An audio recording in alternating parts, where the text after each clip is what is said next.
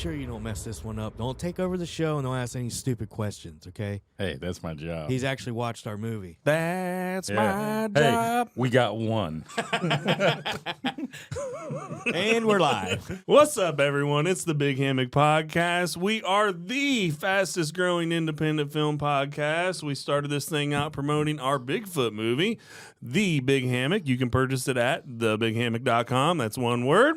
You can also go and check out those beginning stages of the podcast where we talked about our film with the cast and crew about the movie. There is also a movie trailer review on our movie premiere that you can check out on YouTube. And while you're there, hit that notification bell, subscribe, comment, whatever you do. That is the easiest way you can support us and the independent film community. We're also found on Spotify, Apple, iHeart, Amazon, Pandora, social media, Facebook, Instagram, TikTok. Don't be afraid to comment on any one of those platforms. If it's your first time seeing or hearing us, I'm your host, Zach Shear. I'm the producer of The Big Hammock, and that's about all you're going to get out of me.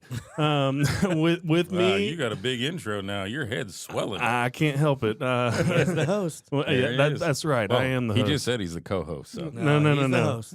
I'll with edit me, that. with me, thanks, Mac. With me is our co-host Travis Cecil. He What's is up? also a producer of the Big Hammock, but he does a lot more than host. Right?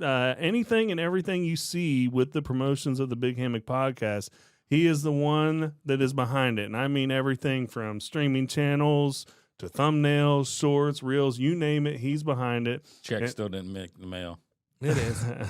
It's in there. What? It's in the mail. His check. I got mine last week. Oh, did you? Yeah. You better get it on to the post office, brother. Someone's going to get a flat tire in the morning. If you don't mind, any one of those platforms, again, comment. That's what helps the algorithm go up. And then, of course, you have Malcolm Sear. He is the director of the Big Hammock. Oh, wow. As you can tell, he is the soundboard operator of the show. He's the visual editor of the show. And you can also find him and myself in the film Big Hammock. And he is also responsible for giving Travis a hard time most job. of the time. Yeah. So. That's sound my like he- job. Sound like he just made it in the NBA Finals with all them Hey, intros. come on now. Dang. So now that we got ourselves out of the way, let's go ahead Awesome. and not forget Bayview Entertainment as Yes. they continue to refer to us independent filmmakers so they can come on the show, tell their story about their films, which is pretty cool to be able to rub shoulders with them because they've been producing, marketing, and distributing films in the industry for over 20 years. Wow. Yeah. And that leads us to tonight's episode. Tonight's episode is our guest writer, director, Richard Bailey, and he's had some films under his belt. Going back to 2020, he had one called A Ship of Human Skin, Ooh. King Judith in 2022, and already distributed through Bayview in 2023, The Dark Sisters. Tonight we're going to be talking with him about his soon-to-be-released film, which we have got a good look into it. Mm-hmm. And the movie is called Howler. So, and now joining the show to talk to us with us about the movie Howler, Richard Bailey. Welcome, Richard. Thank you very much. It's great to be here, guys. Appreciate the opportunity.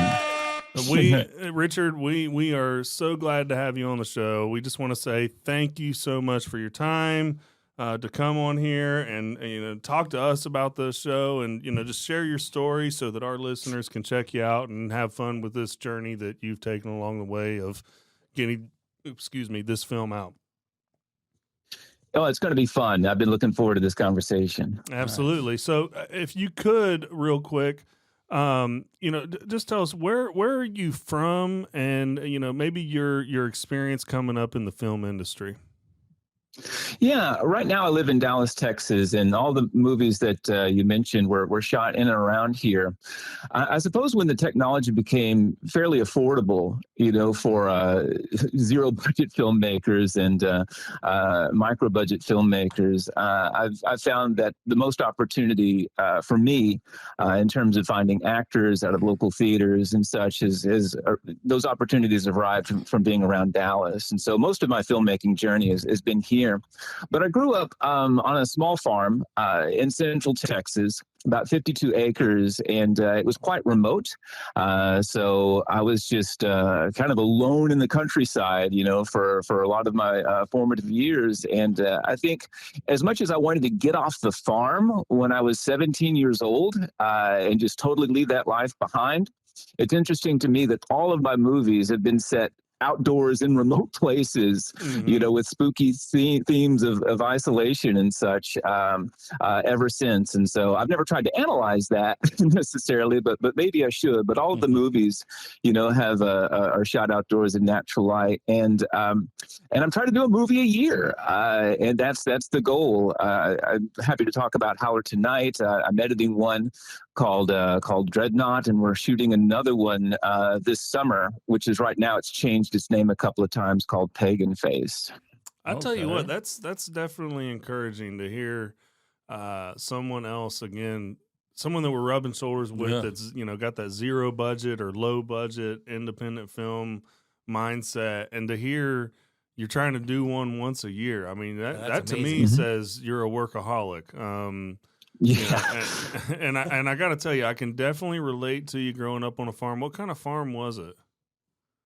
Well, it was not a huge, agribusiness farm or anything. We had about 52 acres, about a dozen head of cattle and pigs, and it was mostly just to sort of sustain us. Okay. My dad was a petroleum landman. It's nothing like the TV series. I mean, he would drive around, a lot, and he had that job to support him.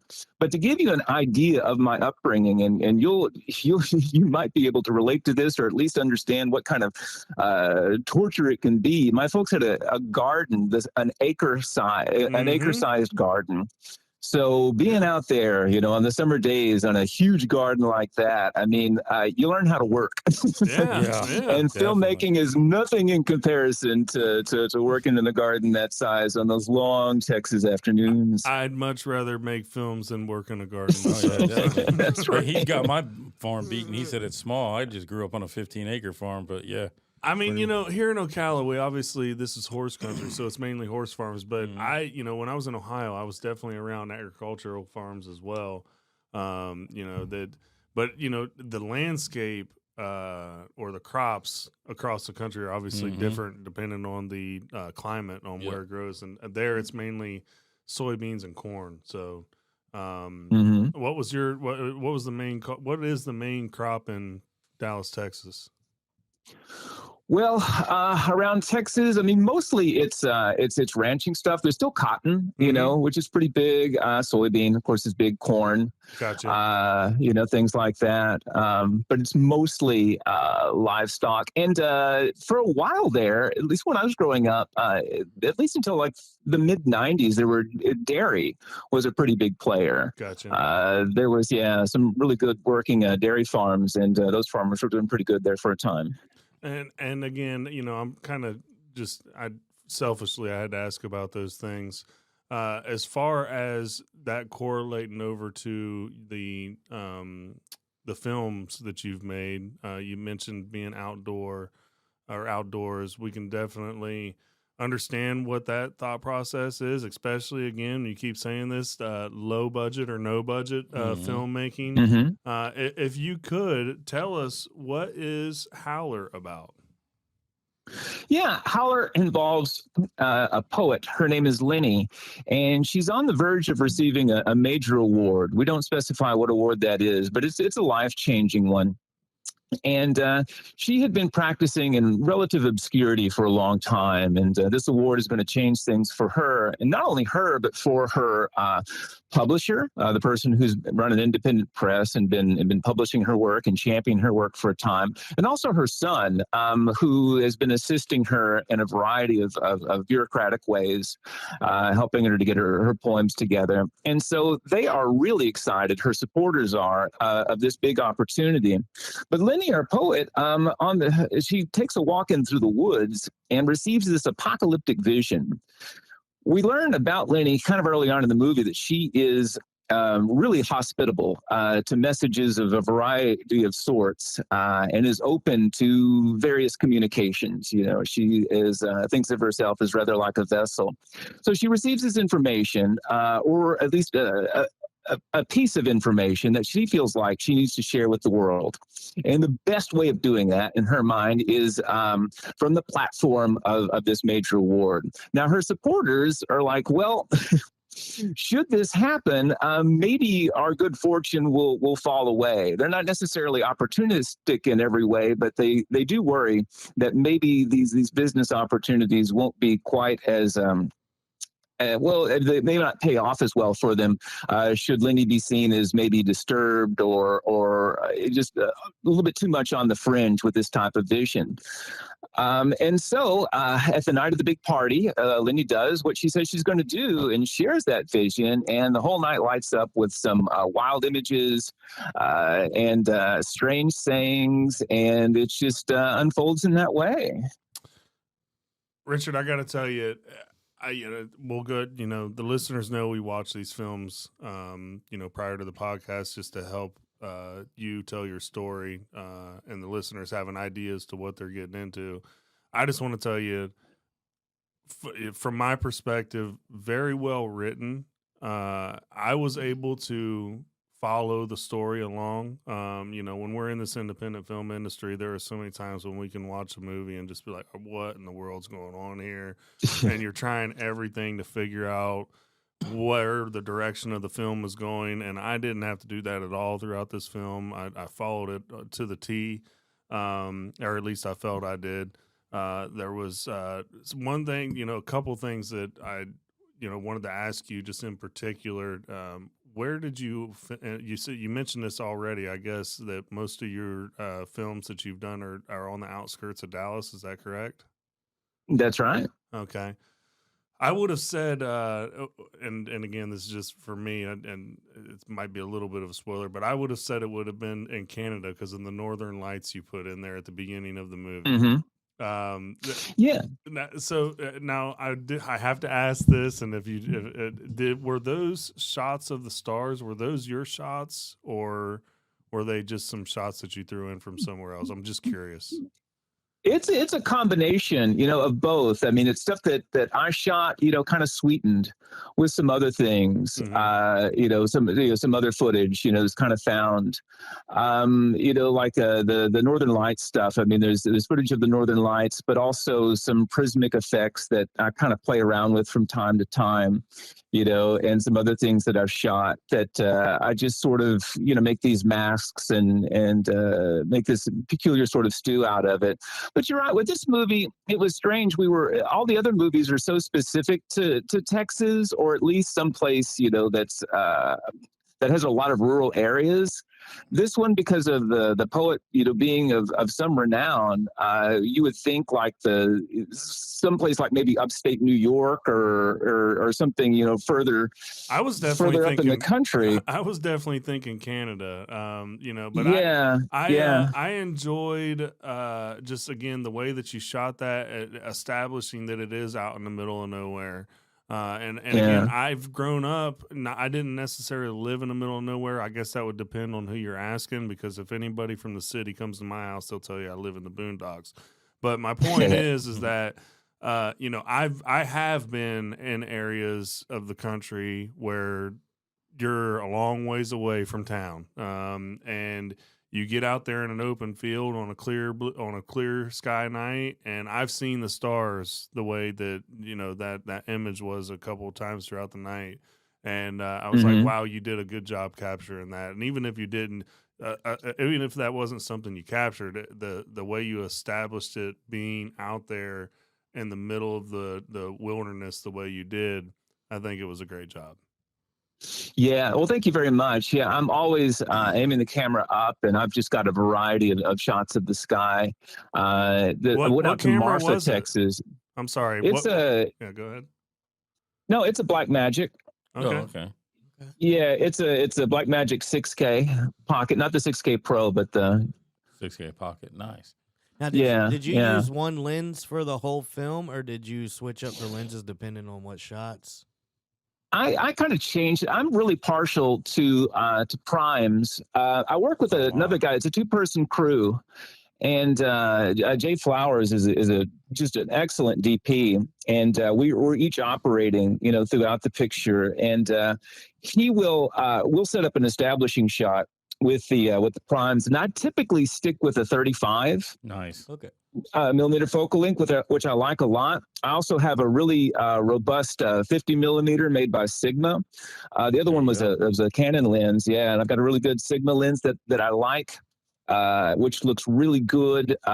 There's a cropping effect with the Blackmagic, and so that gives that cuts it down a little bit more to something like where it looks more like a 84, 85 millimeter focal length, and so it's pretty good for close-ups.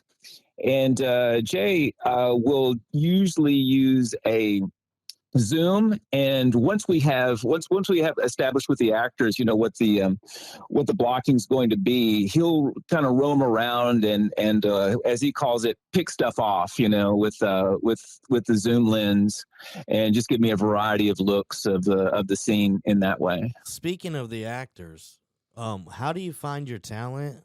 And because the husband and wife, I love that. Yeah. are like, to me, the fave. I mean, they just, especially the husband. Yeah, I feel like I know a couple just like that. Yes. Yeah. Yeah, I am the beneficiary of terrific performances through all these movies. They just, some of these strange words, they find the humanity in it and the fullness of, they body forth the fullness of these characters. And I've been watching, so it's Christy Vela and John Flores, who are a married couple who play, Bert and Noel in the movie. Now, I've been watching them on Dallas stages since the 90s. I thought they were stage actors. I really did, but they were great. Yeah. I loved them. I had fun watching them. All of them are. All of them I've been watching on the absolutely. stage for years. Finally, my filmmaking got up to the point where it's like I could, get their attention, these actors a little bit, and I had some legitimacy, going for me after a few festivals and stuff. And they were looking at the scripts and started to come on board. And it's just, like I say, I mean, each one of these movies that I've been making is I've just received such great performances, and the audience, of course, too. They really bring it to life. They're fully committed to it, and it's just glorious to see. What did you have any type of hurdles, throughout your filming, with whether it be with the character or the cast or crew, maybe Location, some sound hurdles, right. any type of hurdles that you had to overcome on set? Well, it's always hard, I mean, I hate to be cliche, but I mean, money's always the thing. Yeah. I'll leave that there because it's kind of boring to talk about money. Don't worry. But, don't especially worry. when you don't got it. Don't worry. We understand. It's always in the back end points. Don't worry. Yeah, but I mean, guys, every year it's getting hotter and hotter. I really like to shoot outdoors, and a lot of this movie it takes place indoors, and I'm really happy with the Rode, depending on how you pronounce it, Rode or Rody, lav mics. Okay. They've been great because we shot that a lot of the burn of the movie indoors with the AC going. Okay. And it didn't hamper our sound. I mean, you go back and locate that frequency and it's out. And it was pretty easy to sweeten everything. So everyone was pretty comfortable throughout that. But I do like the sun as a light source or the night sky. And we typically film in the summer when people, their schedules are more open. Every year, it just gets hotter. I mean, there were like a few days that we were out there filming 106, 107 degrees. And that's the biggest thing. Now, I'm fine. I mean, I kind of get in that zone where I'm just focused on making the movie, but I'm always cognizant of, how the actors are feeling. I want everybody to be safe, perfectly hydrated, to have an air conditioned, place to cool off. And it's just getting harder and harder to reckon with the intense heat. And I'd say that's my principal burden now in terms of filming these large, way out, where it's clear that you're way out in the open, with no city lights around. The main impediment right now is just the heat that intensifies around May through August. Now you're making me look bad. You're talking about giving the actors AC, making sure they're hydrated. I didn't have none of that on the set, man. They had to bring their own water, and if they didn't, they're grown. Okay? They got to worry about please, yeah, he doesn't even cater for us or anything. We don't even get a Happy Meal out of the deal. You better pack a lunch. lunch. I saw that in your credits. I saw the specific note in your credits. Catering, there was none. All he cared about was his film. I'm glad you brought that up. We gotta ask, what did you think of the Big Hammock? Oh, I enjoyed it very much. Nice. Yeah, I really love the twist. You tell me if I'm saying too much, because I don't want to do spoilers. Or do you worry about stuff like that? So we normally do, but I've got to hear it. Yeah. So just go with it. I'll tell you the reason why it's important to us, Richard. It's important to us because, we've done these types of, we've premiered it in 2 locations. Both of them 3 locations. All of them have been biased towards us. And we're always looking, we've got great support here in Ocala, but we're always looking for that true, natural, real, what did you think about the film from somebody who's not biased towards us. So we're definitely going to give you the floor, spoilers and all. Go ahead, and we humbly we're asking for it. And if you hurt our feelings, it's okay. I'm not going to hurt your feelings at all. People need to see it. It's a terrific movie. I know that you've got it on your website now, and perhaps other distribution possibilities on down the line for you. But what the first thing that I immediately connected with, and that I absolutely loved the most, is that, and I'm going to be very careful with no spoilers because I really don't want to ruin it for people.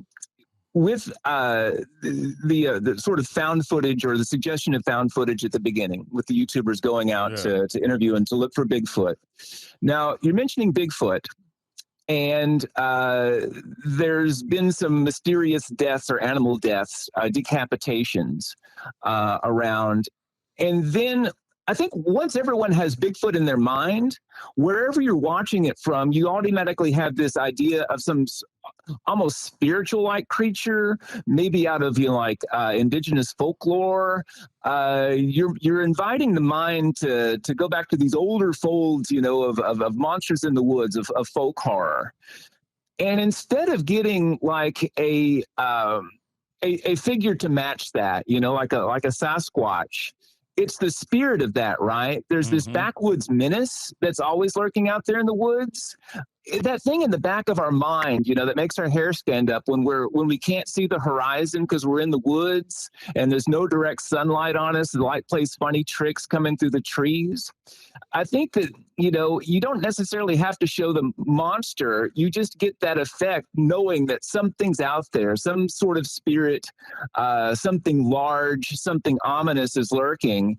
And then by the time that menace unfolds, it's pretty tremendous. Yeah. It's not what one initially suspects, but oh my gosh, you are unsentimental. Okay, awesome. So if you does any of that kind of track? I mean, am I off base with what you were thinking there? No, you actually the way you described the beginning. So the way you described the whole thing was actually my intention was to perceive the film a certain way because people have this cliche thought of what they feel like they're gonna see, and then totally just spin it around on their head. So I will ask though, if you had to pick a scene that was, one of the most not surprising as far as storytelling, but as another independent filmmaker on the technical side, because as far as like the quality of the film, you're light years ahead of where we're at. So I would and it was my first film I've ever done. So I would like to know, was there a scene that surprised you on a no budget that was able to be accomplished in your opinion? Yeah, you got some fluid shots for some places, in the middle of nowhere, like when the warden first drives up on the abandoned car.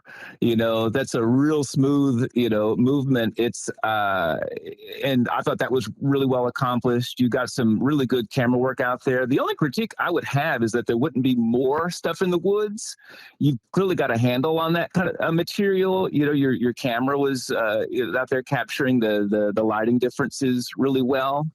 One of the surprises, it kind of blew me away how I guess it was humorous, but also my heart kind of opened up at the moment in the driving scenes, which are always hard to do. But you've got the warden listening to the radio, and that little scene there where he's making a connection with Zach, that's you, I believe, Yes. and like, yes, that's right. These buddies and stuff, and I was like, oh, this is really kind of nice. I wasn't expecting that little moment of calm and camaraderie. Of course, it didn't. There's a change in that, but I thought that, the pacing of that, and that's another thing too. That's a technical thing. How you paced the movies, introducing different characters. It wasn't confusing. When the big bads, I guess, made their appearance, there was enough of foreshadowing about those things when the sort of entrapment stuff, and the really nice surprise that when the YouTubers roll up and they've got armaments. That was great. Forget everything else. That moment, I'm going out, with white guys in the woods. Yeah. All of that was just really great. So, but I mean, I guess if I were to name it one thing, you got a movie that it has these different pulse points and these changes, and I think you paced it deftly, and that's hard to do. Yeah. Appreciate it. Thank you, Yeah, Richard. Thank you. I Thank you for appreciate that. you taking Yeah. the time to watch it. Yeah. A lot of our guests that Yeah. we come on that they don't watch it, which is not a big deal. I mean, What? we're bringing them on for them to promote their stuff, but the fact that you went out of your way to watch it and take the time and actually just in detail explain it, it's probably my most favorite review I've gotten. Like, I really do appreciate it, bro. It means a lot. It took me 2 years to make this film, and I had no idea what I was doing. I had Travis on the phone a lot, like I had to coach him through it all. trying to the whole figure way. out stuff, and I'm not a camera guy. Like, I'm not a cinematographer. I got the start in sound is really where I started getting the movie bug. So when I decided to do it, and I just asked all my friends to help because I didn't know any actors, but there was a couple of them that had done little things locally here before. So just recruiting like Zach. Zach's never acted before, but I was like, hey, man, I'm making a Bigfoot movie and I need you. So everybody came together. Man. Man, you did exactly the right thing. I mean, you count on your friends, you make it fun. Right. And you learn. I mean, that's the only thing. I mean, if you're not picking up new tricks or there aren't these revelations along the way, then the hard work's just not worth it. It's what you learn, and not that it ever gets easier, but we just get better at it, so yeah. I encourage you to go out immediately and follow this one up, and I would love to see what you do next. I would ask you, Richard, what is it that you're most proud of your film that's coming out, Howler? I know that we've got multiple ones that you could talk about, but in particular, of us watching Howler, what is it that you're most proud of? Well, the one personal thing for me, with each of these movies is it's kind of a two-part answer, and I don't want to take up a lot of time, but I really appreciate the question, and I want to be careful with it, because the one thing that I get to do trying to make a movie a year is one, kind of reconnect with some images and ideas from my time growing up, and also connect ideas and stuff for what's been going on with me, what I've been thinking about in a particular year. When writing the screenplay, half of the movie, and I'm particularly proud of this. I mentioned that I grew up remotely on that small farm, and I remember attending like a few revivals, and that's when you had these visiting preachers, and there would also be folk preachers. Mm-hmm. And the folk preachers were my favorite because the authority that's invested in folk preaching, doesn't arrive out of college or seminary courses. The authority arrives out of like an ability to speak emotionally about patterns of nature and signals from beyond. And I really feel proud, or it's important to me to attach to that language. And put it into the mouths of characters. And when I feel like I'm successful in doing that, folkish or outsider, yet a sensibility possessed with being a seer, if I can accomplish that in the dialogue, that makes me very proud. And also another big part of the movie, which we were describing, is like there's a lot of characters, lamenting the loss of various presses and various friends who were artists and mostly poets and experimental writers and such. I've always been fascinated by underground culture, zines, the way that the word gets passed through underground channels of distribution, and so many small magazines and literary magazines and small presses have been closing, and independent bookstores and magazine shops have been closing, and that's another big part of the script too. This sort of loss of a type of media. So I feel proud that I got off my chest some of those thoughts too. Yeah, absolutely. I think that it's great when you're able to have that vision in your mind, right? Or that I don't know, that I guess vision would be what it is. You are the writer as well, right? So you have a vision in your mind, you put it on paper, and then you have to go out and you have to capture it on a camera, Right? Which is a long process on everything. Yeah. And then after you capture it on camera, you got to edit it, right? So like that's right. And so when it's all said and done, after you go through that string of, I don't know if you would call it emotions or if you would call it visions or thought processes or whatever. When you go through all that to get to where you've gotten, and then you've got your finished product, you obviously have something to be proud of. And I would definitely say that you have that in Howler. Go ahead. You were going to say something. I heard it. No? Okay. All right. Me? No. It's just thank you very much. You got to speak quick because Zach will cut you Yeah, off. He'll interrupt you.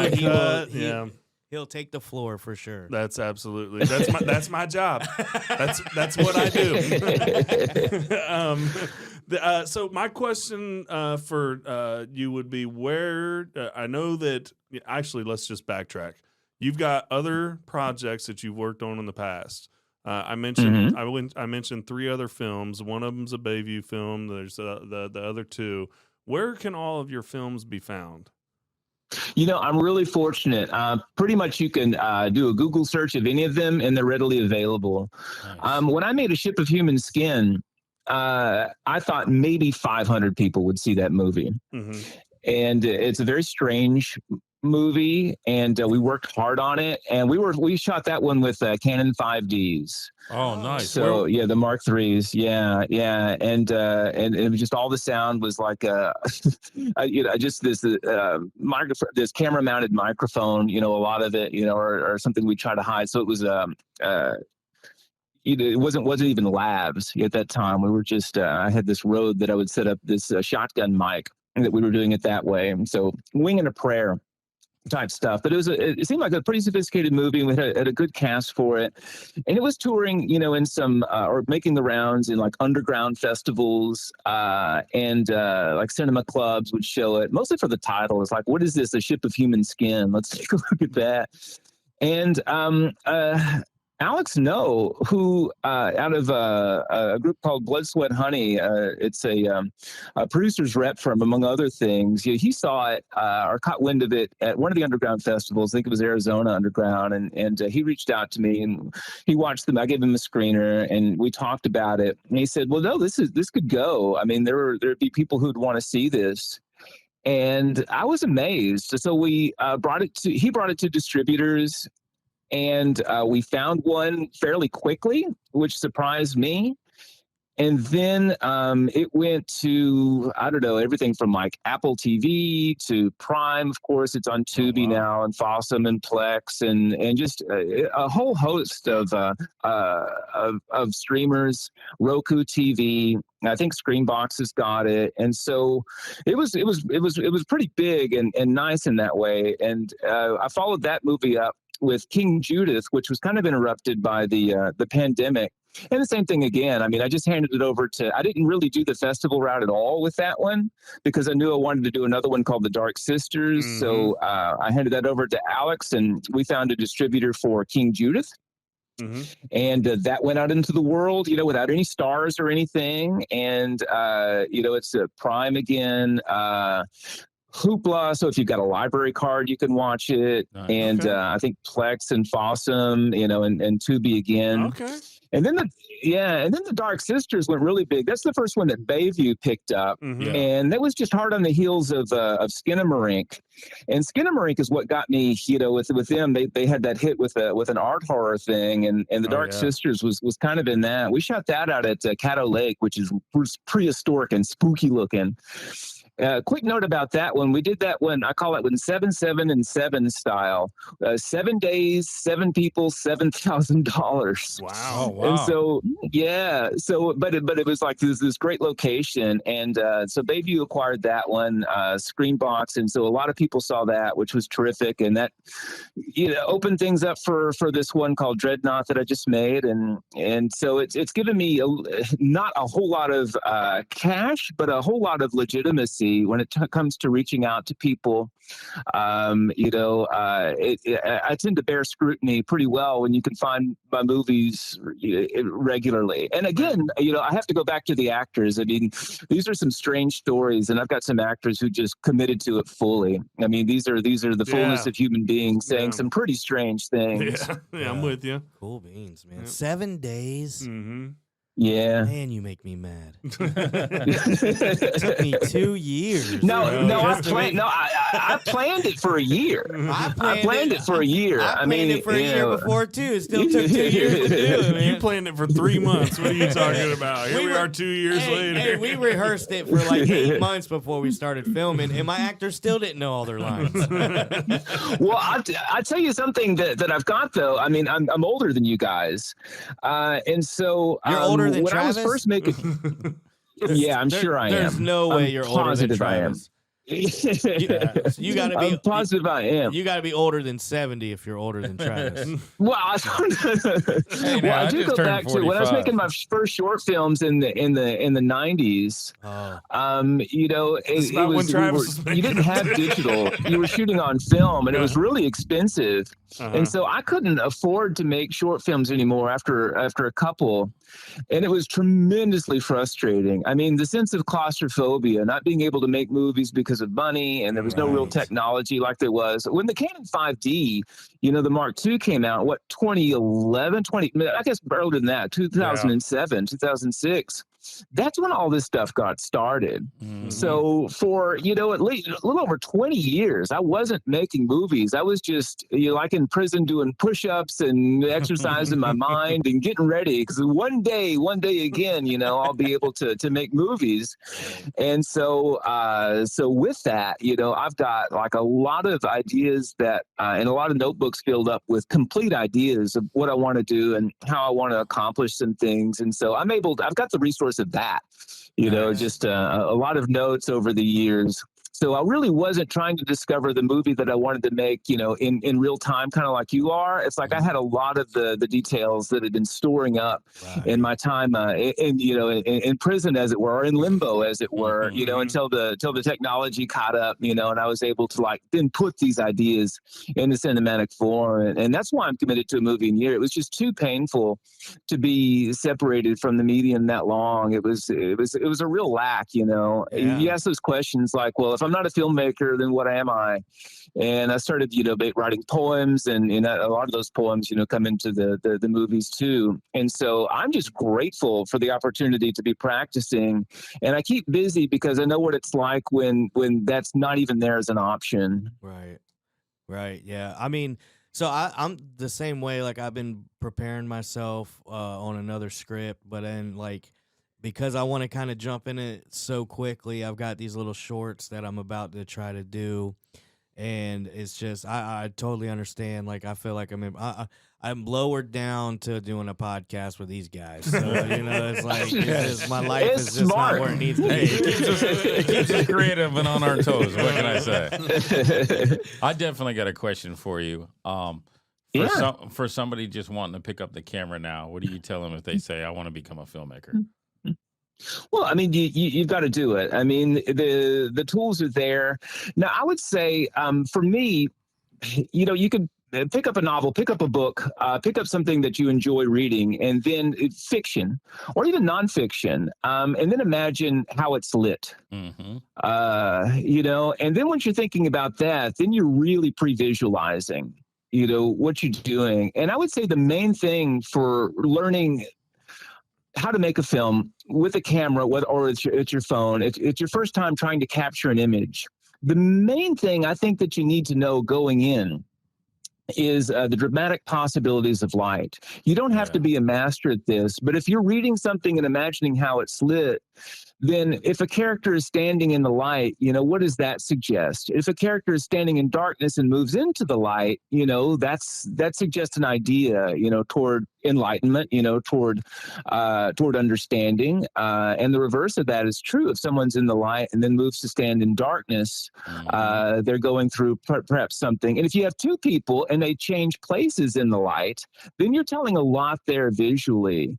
So I think the first thing for anyone who wants to go out and start capturing images, toward a drama is think about where your characters are in relation to the light, and just pick the time of day, whether it's the light that's coming through a window or, the light outdoors that you feel like is the best correlative for the emotions of those characters.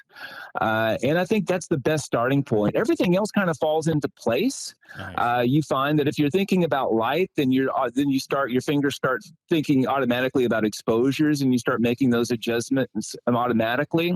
But just understand, the storytelling aspects of light. And the cheapest way to do that is just to read something. It's like, okay, what's the light source of this? Mm-hmm.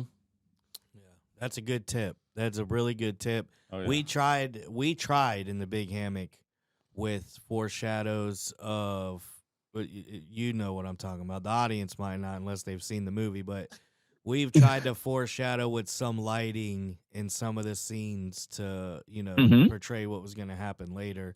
I don't think we was very successful at it as far as it like really being prominent, but because for the most of it, no, I didn't think of really lighting at all.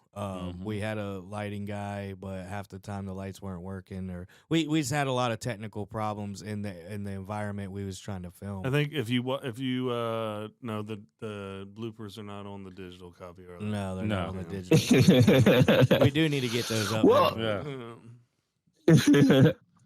yeah, I mean, that's why you edit it. I mean, and the next one's just going to look better, you know? Definitely. I mean, and the next one is going to look better. And that's the way you give yourself permission to do that. There's this guy, this is filmmaker out of Oklahoma. He fascinates me no end. His name is Mickey Reese, and you guys might be familiar with him. I think he did like 20 movies in the course of 10 years. And now he's getting into some pretty prestigious festivals and stuff. And, it was just that, just the perseverance. It's like, okay, I learned something. He was doing like, like us, I mean, just the barest of technology and friends holding cameras and stuff, and true DIY spirit, and just kept at it, And I saw an interview with him recently, and it's not as though he's a fountain of technical knowledge or anything, but I mean, he's learned enough to know that okay, that I can do this, at this time of day, and or at such and such a location, and just make the dramatics based on strictly the tools at hand. And I think that was for me, gave me permission to try to do the same thing. It's like, I don't think anyone at the end of a movie feels, okay, yeah, I really succeeded everything I wanted to do with the light in that. Now, Jay, the VP who works with me, is excellent. It's fantastic. But I mean, then I come in there and, I'm also operating, and that's where I, might screw some things up, and have to correct. And I always want to get better at that. But and I don't think that it's ever going to be a case where it's like I finish a movie and it's like, oh yeah, we nailed I nailed all the camera work in that one, just my part of it. You just you learn so rapidly while doing that. You just, for me, become impatient to apply that knowledge and get a little bit smoother, get a little bit faster, Yeah, at doing that. Every time you do one, it's never good enough, right? You always look back and you're like, man, I wish I would have did this different or that different. Even with past projects that I've got, man, I'm always constantly tweaking and moving stuff. Now you mentioned the I can't remember. Did you mention where we can find Howler and when? Well, Howler's not. Oh, Howler. I know that's Howler. So that's what I meant. When and where? So we had a small theatrical run. It was pretty cool, but we have our streaming debut on December 30th, which is great because it's right there in between Christmas and New Year's. We're really excited about that. Grateful for Bayview for doing that, and we go up immediately on Prime VOD. Video on demand. Okay. We're also going to be on Plex, which is exciting to me because there's some overseas possibilities with that. Yeah. Fandango at Home, which has got terrific reach, and they're associated in some way with Rotten Tomatoes. If you go to Rotten Tomatoes, they're always, directing you to the Fandango at Home site. So I'm really excited about those. We're also going to be on. This is interesting. There's this these new. It's almost like cable TV used to be, but it's streaming services. This one's called Xumo, XUMO. And it does work a lot like, it works like cable used to. It's like 350 channels, specialty channels, whether it's sports or whether it's indie movies or natural programs of the natural world. And so it's like TV used to be. And our movie will play like specific times on movie channels, which is pretty interesting. It's not, pull up video on demand. It's like, okay, 9 p.m. on Thursday, Howler's going to play on the independent movie channel on Xumo. And I think that's pretty interesting, and because it's because that comes up with a lot of the new smart TVs, that's going to get us a lot of attention too, and I'm pleased. And we follow up with Tubi and Fossum, the free services that everyone. Fossum is kind of like what Tubi used to be. It's a really good place for finding quirky, really kind of underground stuff.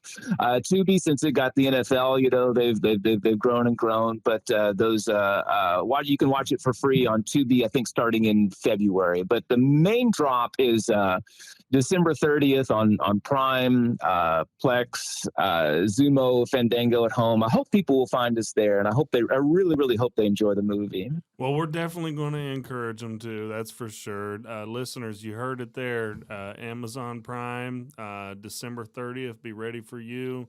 The movie is called Howler. Be on the lookout for it. And Richard, one last thing that we got to do, that we do this with all the directors. We call it a round of speed answers or speed questions. And if you watched any of our episodes, you might have been able to prepare for this. So we'll go ahead and ask you real quick. What's your favorite comedy? Oh, it's got to be Ghostbusters. Okay. All right. Favorite action? Probably Die Hard. Okay. We've heard that one before. All right. Nice. Yeah. Favorite horror film? Let's Scare Jessica to Death.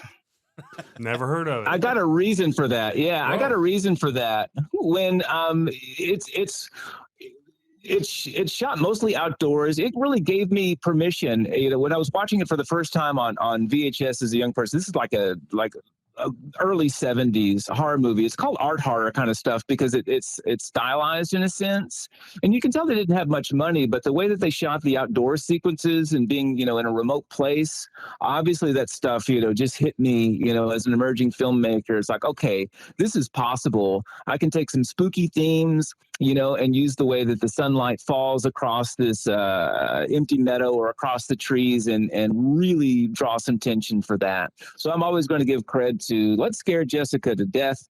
I think from 1971. It's still available for streaming and stuff. Take a look at that one. It's a really cool art horror movie. Oh, I'll definitely be checking it out. I know Travis will for sure. As soon as I heard it, I was like, the only thing that came to my mind on that time is I Spit on Your Grave. So I mean, I know that. Oh, was that's a around that very same different time. movie. Okay. yeah, very different movie. But yeah, you know, they actually did. They photographed the natural world real well in that. Nice. All right. And so continuing on, favorite director. As I get older, Kubrick. Nice. Clockwork Orange, baby. Yeah. Yeah. There's just nothing you couldn't do. Oh yeah. And favorite actor.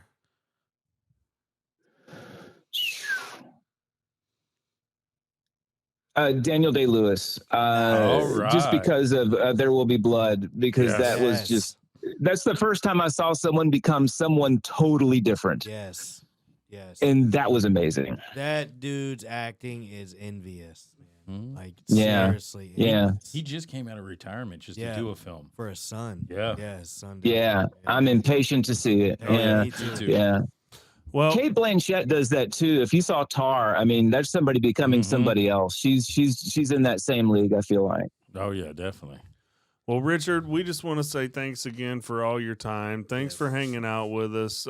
Thanks for watching the movie, bro. That Yeah. Yeah, it was my pleasure. Absolutely. And we enjoyed watching Howler. And Yes. listeners, again, check it out. Amazon Prime, December 30th.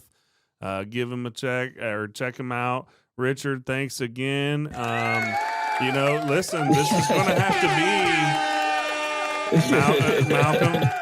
This is going to have to be an annual thing because Richard does these once a year. Yeah, so. we're gonna have to bring them back. Hey, Yeah, I'd yeah, love yeah. it. I'd Yeah. love it. Door's Yeah. always open, brother. Yes. Thank you so much. I'd really love that. Yeah, Richard, we'll catch you next time. Thanks again. All right, thank you guys. What'd y'all think? I mean, I'd like to ask more questions, but my screen's been black the whole time. Has Oh, it? for Yeah. real? Yeah, Oh, that's it's why I only because had I like don't- one question. I don't have a charger. That's all right. Yeah, it's in my range. Aesthetics. Hollywood.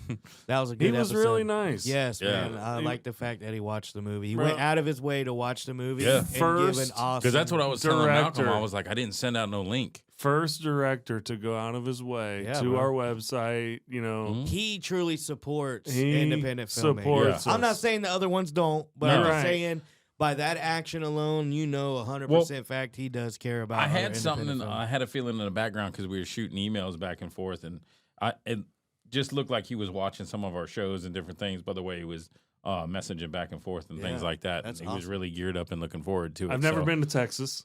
Yeah, Yeah. I've drove through it. Texas is hot, bro. Yeah. So is Florida. No, It's it's a a, desert, different heat. It's a dry heat, I know. No. no, at I least don't we know got what it trees, is. bro. They didn't got trees. Yeah, out they there. got death, dude. Don't he? Listeners. Wow, he cut me off again. Come on, let's stop. Go ahead. No, Chat. Listeners, like, share, subscribe, whatever platform you're watching on. TheBigHammock.com. That's where our film is. You can be just like Richard and buy our movie. Yes. Do it now. Also, don't forget to check his film out. December 30th, Howler, Amazon Prime. See y'all soon. Wonder if he's gonna put the logo over my head again. Yeah. Probably. Whatever chance I get to cut you out of anything. I know. That's why I had to sit here quiet like a church mouse.